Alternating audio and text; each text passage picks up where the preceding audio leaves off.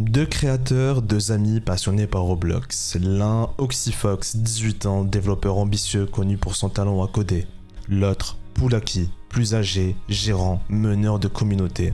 Ensemble, ils font un jeu qui va exploser dans la sphère francophone. School FR RP. Un projet simple à la base, jouer à l'école, incarner des profs, des élèves, vivre une vie virtuelle.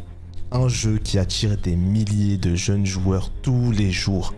Et ce que personne ne savait, c'est que derrière le pseudo parfait, derrière le masque du développeur modèle, se cachait une toute autre réalité.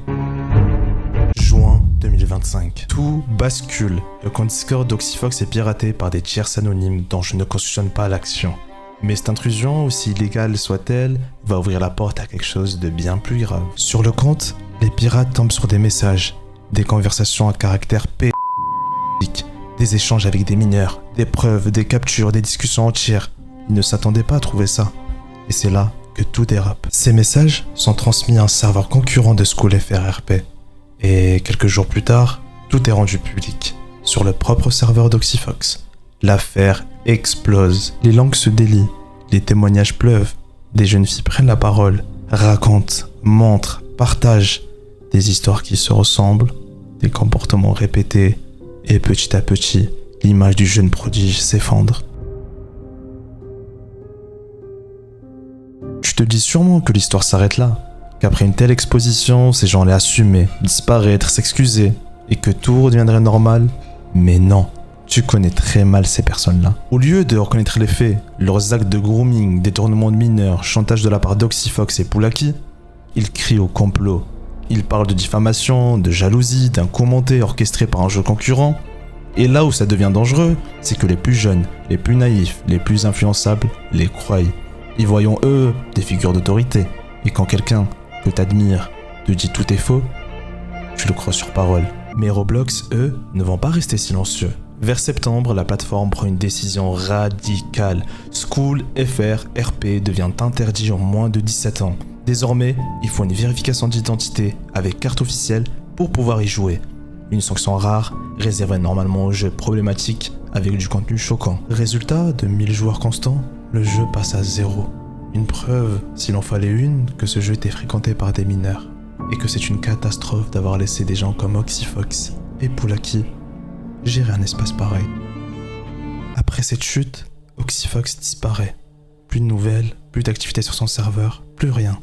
Beaucoup pensaient que c'était la fin, mais derrière le silence, il préparait autre chose. Un nouveau projet, un jeu, appelé Cubination. Un jeu qui sur le papier n'a rien à voir.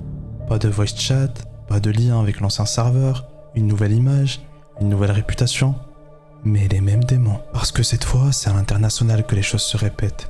De nouveaux témoignages, de nouveaux pseudos, des enfants anglophones, et une nouvelle vidéo d'exposition. Même schéma, même méthode, même horreur. Oui, Oxyfox a récidivé. Et là, on atteint un niveau de manipulation encore plus tordu. Au lieu de réagir ou de démentir, Oxyfox change de stratégie. Il fait le mort. Il laisse son ami et complice reprendre le contrôle du jeu, en expliquant publiquement qu'il n'a plus rien à voir avec son nouveau jeu, Cubination. Il se cache derrière une façade, derrière un pantin qui contrôle la distance. Mais la vérité, c'est qu'il n'a jamais vraiment quitté. Il est toujours derrière les fichiers, toujours derrière le développement, toujours derrière les revenus, un double compte, un faux propriétaire, une dissimulation parfaite. Mais pourquoi, me diriez-vous ?